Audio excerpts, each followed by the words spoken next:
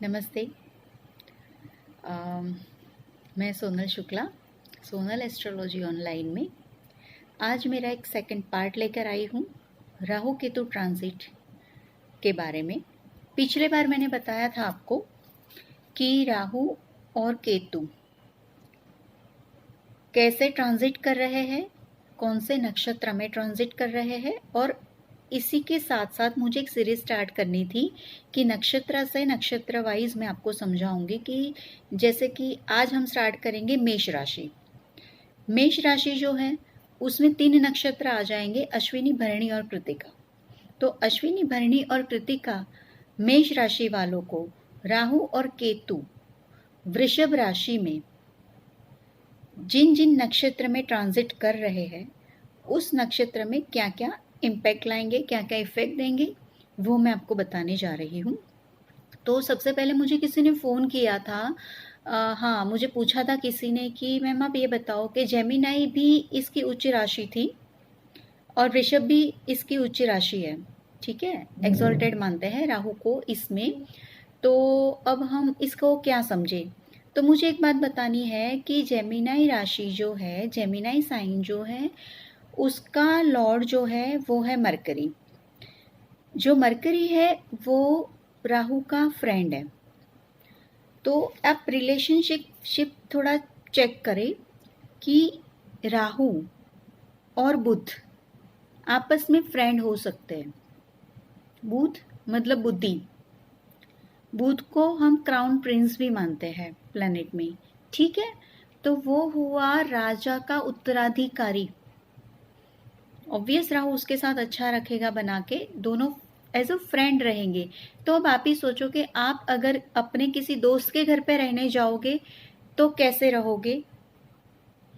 मस्ती मारोगे, chill pill करोगे, है ना?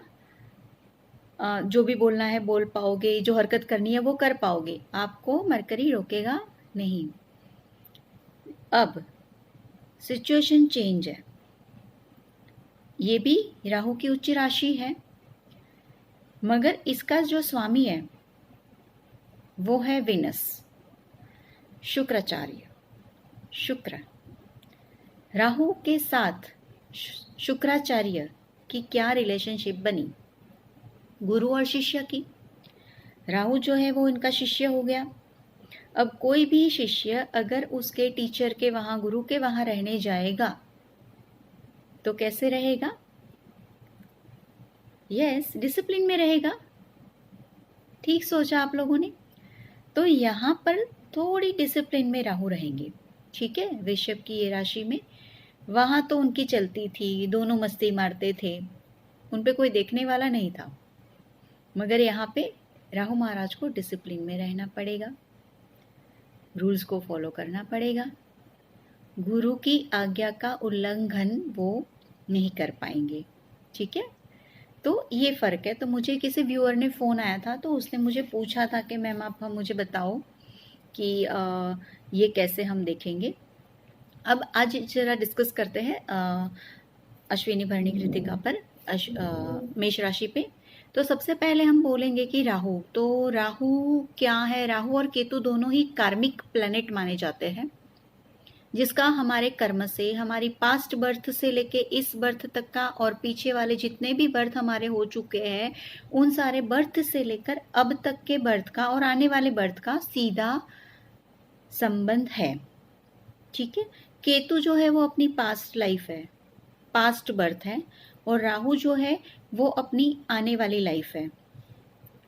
तो राहु और केतु को ज़रा हम इस तरह से समझेंगे, हैप्पी हाउस समझ लेते हैं कि राहु और केतु, जो राहु जी है वो कौन से हाउस में हैप्पी फील करते हैं। तो जो राहु है वो पहले, दूसरे, तीसरे, 5वें, 10वें और 11वें भाव में अपने आप को खुश महसूस करते हैं, और अनहैप्पी महसूस करते हैं वो चौथे, छठे, 7वें, 8वें, 9वें और 12वें हाउस को। अब क्यों, ये मैं मेरी नेक्स्ट वीडियो में समझाऊंगी, इसमें तो बहुत बड़ी हो जाएगी वरना ये वीडियो। अब जो केतु है, तो केतु है वो अपने आप को 4th, 6th, 8th, 9th और 12th हाउस में हैप्पी समझते हैं, खुद को हैप्पी फील करते हैं, और पहले, दूसरे, तीसरे, 5वें, 7वें और 11वें में उसको अनहैप्पी फीलिंग आती है केतु महाराज को। अब एंट्री की है राहु महाराज ने, मृगशिरा के उसमें आ गए 2 चरण, ठीक है, जिसका रूलर है मार्स। रोहिणी के आ गए चारों के चारों चरण, जिसका रूलर है मून। और कृतिका के आ गए 3 चरण, जिसके रूलर है सन। तो थोड़ा हम ये भी फ्रेंड और एनिमी वाली बात भी जान लेते हैं कि सैटर्न, मर्क्यूरी और वीनस के साथ राहु है वो फ्रेंडशिप रखता है, ठीक है। सन, मून, मार्स और जुपिटर के साथ उसकी नहीं बनती। केतु, जुपिटर और वेनस उसके साथ फ्रेंडशिप फील करता है। एंड सैटर्न, मार्स, मर्क्यूरी, सन और मून के साथ केतु है जो वो उनकी दुश्मनी है, मतलब उनको अपने दुश्मन समझते हैं। तो अब हैप्पी हाउस समझ लिया, फ्रेंड एनिमी साइन समझ ली। अब ज़रा हम आगे चलेंगे, मेष राशि को समझेंगे। मेष राशि में 3 चरण, 3 नक्षत्र, चरण नहीं, 9 चरण होते हैं। 3 नक्षत्र आ जाते हैं, अश्विनी, भरणी और कृतिका, जिसमें अश्विनी के 4 चरण, भरणी के 4 चरण, 4 और 4 8 हो गए, और 1 चरण आएगा कृतिका का, ठीक है। जो एक नक्षत्र होता है वो 13.20 डिग्री का होता है, एक चरण जो होता है वो 3.20 डिग्री का होता है। तो मैं इसलिए आज ये लेकर आई हूँ क्योंकि साथ में मैंने कैलकुलेशन भी बहुत की हुई है इसके साथ, तो मैं जरा थोड़ा समझा दूँ। तो सबसे पहले हम राहु को समझेंगे कि राहु क्या है। राहु है फॉरेन एलिमेंट, बाहरी तत्व। ये लोग की चाल भी होती है उल्टी, ठीक है। सारे प्लैनेट जो होते हैं वो जनरली सीधे भी चलते हैं, उल्टे भी चलते हैं, मगर राहु और केतु जो है वो हमेशा ही उल्टी चाल चलेंगे। तो राहु को कैसे लोग पसंद आएंगे? उल्टा लिखने वाले, उल्टा चलने वाले, उल्टा सोचने वाले। तो राहु को ऐसे ऐसे लोग पसंद है, ठीक है। तो उसको बोलते हैं अपनी जाति ना होकर दूसरी जाति, इंटरकास्ट, ठीक है। तो राहु है वो ये है, और किसी भी चीज़ को मैंने बताया था पहले भी कि एम्पलीफाई करेगा, बढ़ा बढ़ा के बताएगा, बढ़ा चढ़ा के बताएगा। हालांकि केतु जो है वो उल्टा करेगा, हमें डिटैच करेगा, उस चीज़ से हमारा लगाव कम करेगा, ठीक है। तो ये चीज़ हमने एक समझ ली। वृषभ राशि को भी मैंने समझा दिया था कि क्या है। वृषभ राशि जो होती है वो 4 पैरों वाली राशि होती है, वो फार्म में रहती है, उसको ग्रीन ग्रास उसके साथ जुड़ा हुआ होता है। वृषभ मतलब कि खेत, फार्म, मेहनत का काम, मेहनत करके अनाज उगाने वाले जो लोग होते हैं उन सबको ये रिप्रेजेंट करती है। हरी भरा मतलब पालने वाले, पोषण करने वाले, ठीक है, जिन पे हम डिपेंड होते हैं। तो ये है वृषभ राशि। तो अब हमने इतना समझ लिया, अब हम जरा थोड़ा दृष्टि को भी समझेंगे, एस्पेक्ट भी हमें समझनी पड़ेगी। एस्पेक्ट में ये है कि ये भी गुरु की तरह 3 एस्पेक्ट रखते हैं, 5वीं, 7वीं और 9वीं, ठीक है। तो ये भी 5वीं, 7वीं और 9वीं राहु और केतु की एस्पेक्ट हम गिन के कौन से हाउस में देख रहे हैं वो भी ज़रा हम चेक कर लेंगे अश्विनी से। तो जब चंद्रमा मेष राशि का होगा तो राहु उससे दूसरे हाउस में आएंगे और केतु महाराज उससे 8वें हाउस में आएंगे। दूसरा भाव भी मैंने समझा दिया था, 8वां भाव भी मैंने आपको समझा दिया था। अब जरा मैं जो कैलकुलेशन करके आई हूँ वो देखेंगे कि अश्विनी नक्षत्र में है 3 चरण, 4 चरण है। तो अश्विनी नक्षत्र जो है उससे मृगशिरा नक्षत्र तक का हम काउंटिंग करेंगे, ठीक है। तो उससे जो तारा आती है, जो तारा होती है, तारा का मैंने कैलकुलेशन किया हुआ है। तारा जो होती है उसको हम बोलते हैं जन्म तारा, संपत तारा, विपत तारा, क्षेम तारा, प्रत्यारी तारा, साधका तारा, निधन तारा और वध तारा, मित्र तारा और परम मित्र तारा।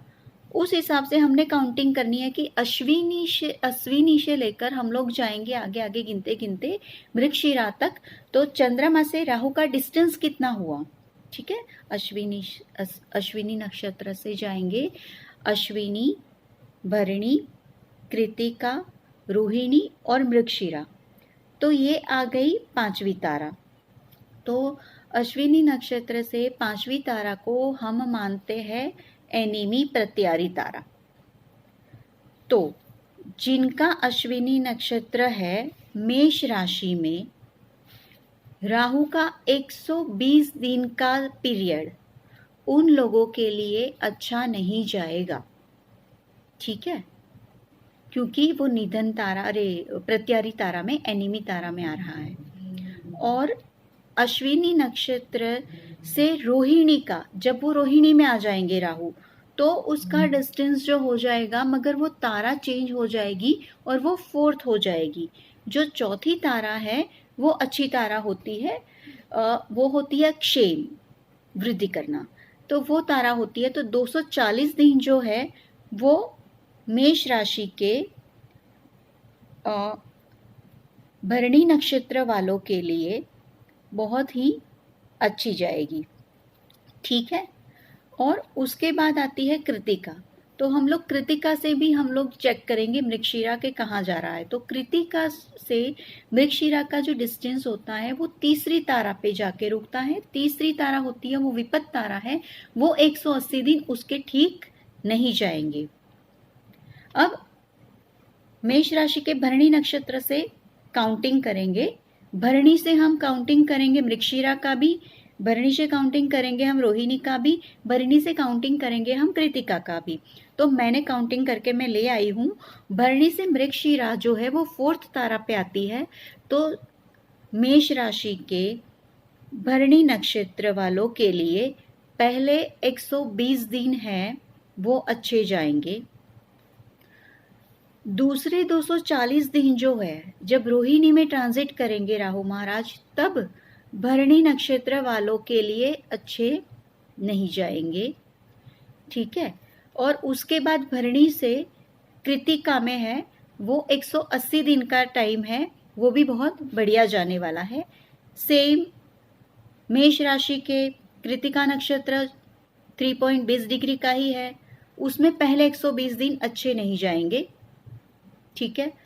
उसके दूसरे जो 240 दिन हैं वो ठीक जाएंगे, उनके बहुत बहुत बढ़िया जाएंगे। और कृतिका नक्षत्र की वो है, वो जन्म तारा में आ रहा है। कृतिका नक्षत्र ही, जब राहु भी कृतिका में होगा, मून भी कृतिका में होगा, ऑब्वियस वो बहुत अच्छा रिजल्ट देने वाला नहीं रहेगा। तो वो 180 दिन बहुत बहुत ही वर्स्ट जाएंगे। अब वो 180 दिन में पर्टिकुलर कौन से दिन जाएंगे खराब, वो तो पर्सनल एनालिसिस से ही पता चलेगा कि मून क्या डिग्री है और राहु की कौन सी डिग्री है और वो कौन सी डिग्री पे एकदम एग्जैक्टली आपकी मिलते हैं। तो वो बहुत ही वर्स्ट जाएगा, ठीक है। अब इसी तरह से हमने केतु का भी मैं लिख के आई हूँ कि जो केतु है वो ज्येष्ठा, अनुराधा और विशाखा में, मैंने समझाया था पिछली बार, ज्येष्ठा, अनुराधा और विशाखा में आएंगे। 240 और 60 दिन वो इन 3 नक्षत्र में रहेंगे, ठीक है। तो उससे भी चंद्र का डिस्टेंस गिनेंगे कि अश्विनी के मून से ज्येष्ठा का केतु तक का जो डिस्टेंस है वो कैसा जाएगा, वो हमने देखना है। तो अश्विनी से ज्येष्ठा का जो है वो परम मित्र में जाता है। तो पहले 240 दिन अश्विनी नक्षत्र वालों के, मेष राशि के, केतु के रिगार्डिंग देखेंगे तो बहुत बहुत बढ़िया जाएंगे। फिर अश्विनी से जब केतु महाराज अनुराधा में जाएंगे, जब अश्विनी से अनुराधा का जो डिस्टेंस है वो मित्र तारा में जाएगा, तो वो भी अच्छा रहेगा। मतलब 240 और 240 दिन केतु की दृष्टि से बहुत ही अच्छे जाने वाले हैं। आठवें हाउस के रिगार्डिंग उनको बहुत बहुत अच्छे परिणाम मिलने वाले हैं। क्या परिणाम मिलेंगे मैं समझाऊंगी आपको। अश्विनी से विशाखा में जब जाएंगे तो बहुत बहुत ही खराब परिणाम, बहुत वर्स्ट उनको मिलेगा, ठीक है, क्योंकि वो वध तारा में जा रहा है। देन भरणी वाले आ जाओ, मेष राशि, भरणी नक्षत्र, उनकी पहली तारा है मित्र तारा, 240 दिन, वेरी गुड। दूसरी तारा है वो वध आएंगे, वध तारा, नाम से ही आपको पता चल जाएगा, अच्छे नहीं जाएंगे वो 240 दिन। और उसके बाद जो आएगी वो गुड, 60 दिन उसके अच्छे जाने वाले हैं, क्षेम्य है, क्षेम कुशल वाली तारा आएगी। उसके बाद कृतिका पे आ जाओ। कृतिका से ज्येष्ठा का जो डिस्टेंस है वो आता है वध तारा में, तो 240 पहले दिन उसके अच्छे नहीं जाएंगे। कृतिका से अनुराधा के है वो साधका तारा में आएगा, साधना के लिए और इन सब चीज़ों के लिए बहुत अच्छा रहेगा। और कृतिका से विशाखा का जो भी है वो आएगा प्रत्यारी तारा में, मतलब दुश्मन वाली, एनिमी वाली तारा में आएगा, तो वो उनका ठीक नहीं रहेगा। तो आप ही देखो कि एक ही राशि है, मगर राशि के जिन जिन नक्षत्र में से, नक्षत्र से, चंद्र से नक्षत्र का और राहु के नक्षत्र का जब हम डिस्टेंस करते हैं, डिस्टेंस जब हम गिनते हैं डिग्रिकली, तो हमें पता चलता है कि परिणाम कितने कितने फर्क आ गए हैं। तो इस तरह से नक्षत्र वाइज हमने देखा। तो अब हमने देखना है कि दूसरे हाउस पे, अब हम एस्पेक्ट पे आ जाते हैं। दूसरे हाउस में राहु का क्या परिणाम होगा। अब जिसका जैसे मैंने बताया था वो आप चेक कर ले अपने नक्षत्र से कि वध में है, प्रत्यारी में है, कौन सी तारा में आ रहा है, वो आप खुद ही चेक करके लिख लीजिएगा। अच्छी है तो उसका सेकंड हाउस के जो भी सिग्निफिकेंस है, जो भी कारक है, उसका उनको अच्छा परिणाम मिलेगा। बैंक बैलेंस, वेल्थ, स्पीच, खाने पीने में, हैबिट, वो सारा जो भी है यहाँ से लेकर यहाँ तक का जो पार्ट है फेस का, उसमें अगर बुरा है तो डिजीज बनेंगे, नहीं अच्छा है तो उनको डिजीज होगा तो वो क्योर हो जाएगा। उस हिसाब से आप उसको काउंटिंग करके देख लेना। नहीं पता चलता तो मुझे बॉक्स में डालिएगा, मैं आपको बता दूंगी पर्सनल मैसेज डाल के कि भाई आपका ये पर्टिकुलर टाइम कैसा जाएगा। ठीक है, पूरा चार्ट बना के मैं आपको बताऊंगी। मुझे पता है ये सारा, जिनको नहीं पता उनके तो बाउंस गया होगा, मगर आप मुझे कॉल करिएगा, मैसेज करिएगा, जैसे मैं फ्री हुई, फुर्सत मिली, वैसे वैसे मैं सबका आंसर करूंगी। ठीक है, तो अब हम एस्पेक्ट पे जाते हैं। ठीक है, और केतु है वो 8th हाउस में है, तो जैसे मैंने बताया वो चेक करने के बाद आप देखिएगा कि क्या मिलता है। उनकी प्रॉपर्टी जाती है, एक्सीडेंट होता है, साधना में कैसी सफलता मिलती है, सडन गेन कैसा होता है, ससुराल की तरफ से रिश्ते कैसे रहते हैं, वो सारी चीजें आप 8th हाउस से केतु की जान पाओगे। देन अब उसकी 5th एस्पेक्ट जाएगी छठे भाव में। छठा भाव मरकरी का, राहु का मित्र है, अच्छा जाएगा। शत्रु आपके बैठ जाएंगे, लोन वगैरह आपको मिल जाएगी आसानी से। जो लोग लोन पूरी करना चाहते हैं उन सब की लोन पूरी हो सकती है। उसकी 7th एस्पेक्ट जाएगी 8th हाउस पे।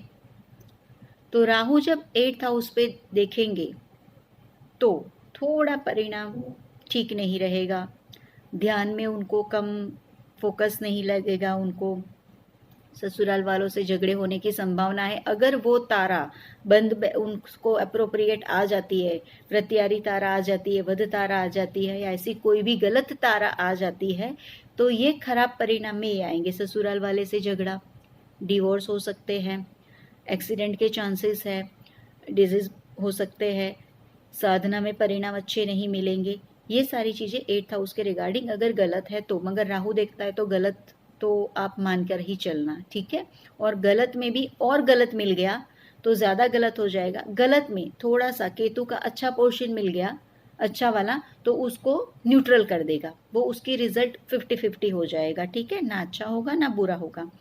उसकी 9th एस्पेक्ट जाएगी 10th हाउस में।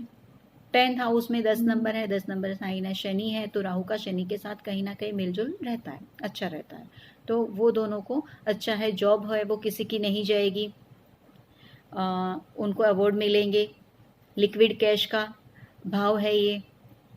ठीक है, और अगर अपने देश में है तो ये विदेश का भाव है, तो ये सारी चीज़ों से उनको बाहर से उनको फायदा होगा। अब हम देखेंगे कि केतु की जो एस्पेक्ट है 1, 2, 3, 4, 5, वो 12th हाउस पे पड़ेगी। 8th हाउस भी मोक्ष का है, 12th हाउस भी मोक्ष का है, 8th हाउस में भी साधना है, सिद्धि है, तो 12th हाउस में भी मेडिटेशन है। तो कहीं ना कोई चीज़ों से छुटकारा ज़रूर मिलेगा। अच्छे वे से सोचिएगा तारा देख लीजिएगा, जैसे मैंने अभी आपको कैलकुलेशन करना समझाया है उस हिसाब से। लास्ट में फिर भी मैं 2 लाइंस और उसके ऊपर रिपीट करूँगी ताकि आपको एकदम याद रह जाए। उसकी 7th एस्पेक्ट जो होगी वो राहु के ऊपर होगी, धन स्थान में होगी। ऑब्वियस थोड़ी धन की कमी आएगी, थोड़ा सा प्रॉब्लम आएगा। केतु महाराज देख रहे हैं ना, तो धन और संपत्ति से लगाव कम होके हो सकता है आप प्रार्थना, मेडिटेशन, ध्यान में जाओ, ये सारी चीज़ें बन सकती है, ठीक है। और उसकी 9th एस्पेक्ट जाएगी मदर के हाउस पे, माता से। तो अगर जिन जिन का नेटल का मून होगा वहाँ पे, तो उनको लैंड प्रॉपर्टी में थोड़ी दिक्कत आएगी, मदर की हेल्थ में दिक्कत आएगी, जो डोमेस्टिक हैप्पीनेस है उसमें थोड़ी कमी आएगी। और अगर उनकी तारा उस वक्त अच्छी चल रही है तो 50-50 रिजल्ट, वही न्यूट्रल समझिएगा, ठीक है। तो अब मैं आपको थोड़ा ये समझाऊं कि मैंने कैसे काउंटिंग किया था। तो मैंने काउंटिंग किया था फ्रेंड्स, अश्विनी नक्षत्र के 3 नक्षत्र लिए थे, अश्विनी, भरणी और कृतिका, ठीक है। केतु का भी समझाऊंगी, राहु का ले लेती हूँ। जो राहु है उनका जो नक्षत्र है अभी वो हमने गिना था, वो उल्टे चलते हैं ना, तो मृगशिरा, रोहिणी और कृतिका। तो अश्विनी से अब भी जो नक्षत्र पड़ा है, अश्विनी नक्षत्र से मृगशिरा, अश्विनी टू मृगशिरा काउंटिंग किया था। जैसे ऐसे काउंटिंग होती है, अश्विनी, भरणी, कृतिका, रोहिणी, मृगशिरा, आर्द्रा, ऐसे 27 नक्षत्र है, वो 1 बाय 1 हम काउंट करेंगे। तो पहले नक्षत्र से जहाँ पर राहु है वो नक्षत्र तक काउंटिंग खत्म करके वो कौन सा आंकड़ा आता है वो देखेंगे। पहला है, दूसरा है, तीसरा है, चौथा है, पांचवा है। पहला है तो जन्म तारा है, दूसरा है तो संपत्ति तारा है, तीसरा है तो विपत्त तारा है, चौथा है तो क्षेम है, पांचवा है तो प्रत्यारी है, छठा है तो साधका है, सातवां है तो वध तारा है, आठवां है तो मित्र है और नौवां है तो अधिमित्र है। ऐसे 9 तारे होते हैं। तो इस हिसाब से तीसरा, पांचवा और सातवां तारा अगर आ जाता है गिनती करते करते, चाहे आप अश्विनी से राहु की करो या अश्विनी नक्षत्र से आप केतु के नक्षत्र की गिनती करो, मगर 3, 5, 7 नॉट गुड। उसके अलावा जो भी तारा है वो सारे अच्छे रिजल्ट देंगे। बस मोटा मोटा आप इतना समझ लो। बाकी अगर आपको कुछ समझ नहीं आता तो मैं आपको आगे समझाऊंगी। थोड़ी सी बोरिंग वीडियो है क्योंकि कैलकुलेशन है, कैलकुलेशन हमेशा हर किसी को अच्छा नहीं लगता, ठीक है। तो इस तरह से है, तो इसलिए मैं राहु और केतु के बारे में बना बनाया परोसा थाल आपको नहीं दे सकती, इसलिए थोड़ा नॉलेज के साथ आपको समझाया है। तो आप बार बार वीडियो देखिएगा और अपना पर्टिकुलर पार्ट लिख लीजिएगा तो आपको पता चलेगा, ठीक है। और हो सके तो मुझे बहुत खुशी होगी अगर आप अपने खुद के तारा ढूंढ के कमेंट बॉक्स में लिखते हैं, तो मैं उनको पूरे साल भर का प्रेडिक्शन फ्री ऑफ कॉस्ट उनको मेल करूँगी। अगर आप कमेंट में लिखते हो तो मैं ज़रूर करूँगी। तो तब तक के लिए मैं आज्ञा चाहूँगी, इजाज़त चाहूँगी। मेरे गुरुजी को भी प्रणाम। तो आगे हम राहु और केतु पे भी डिस्कस करते जाएंगे टॉपिक पे, उनकी एस्पेक्ट कैसे है वो भी देखेंगे कि कैसे उनकी दृष्टि पड़ती है, क्यों 5, 7 और 9 ही, वो आगे हम देखेंगे। अब नेक्स्ट जो आएगा वो वृषभ राशि का आएगा, टॉरस से इसी तरह डिस्टेंस वाइज। और हम थोड़ा ये भी समझेंगे कि ये नक्षत्र की कैरेक्टरिस्टिक भी थोड़ा मैं समझाऊंगी आपको, जो आज नहीं समझा पाई हूँ। नेक्स्ट वीडियो में थोड़ा हम वो भी देख लेंगे, ठीक है, कि नक्षत्र का गुण क्या है, स्वभाव क्या है, योनि क्या है, ये भी थोड़ा थोड़ा हम एड ऑन करते जाएंगे, जिससे आपका भी नॉलेज बढ़ेगा और मेरा शार्प होगा। ओके, तो नमस्ते, गुड नाइट।